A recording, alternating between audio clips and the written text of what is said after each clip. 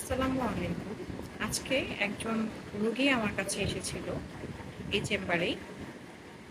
তো সে এসে আমাকে বলল যে, "ম্যাডাম, আমি যখন এসেছিলাম আমার হাসব্যান্ডকে নিয়ে এসেছিলাম। তো আজকে একা আসছি। কারণ আমার হাসব্যান্ড অলরেডি যখন আমার ৫ মাসের আমি গর্ভবতী, তখন আমার হাসব্যান্ড আরেকজনের সাথে চলে গিয়েছে। এখন এই বাচ্চাটাকে আমাকে একাই মানুষ করতে হবে।" তো আসলে এই ধরনের মানুষদের বলার কিছু নেই। শুধু এটাই বলবো, একটা মেয়ে শারীরিক এবং মানসিকভাবে সবথেকে বেশি নাজুক অবস্থায় থাকে তার প্রেগন্যান্সির সময়। এই টাইমে আসলে হাসব্যান্ড হিসেবে তাকে সর্বোচ্চ পরিমাণে মানসিক সাপোর্ট দেওয়া উচিত। আসলে এই ধরনের মানুষরূপী জানোয়ারগুলো আছে দেখেই হয়তো আমরা মেয়েরা এতটা অসহায় এখনো। চেষ্টা করুন ওয়াইফকে সাপোর্ট দেওয়ার জন্য, কারণ সে আপনার অংশকেই বড় করছে, আপনার অংশকেই মানুষ করছে। এই টাইমে আসলে ভালোবাসা দরকার, ধোঁকা নয়।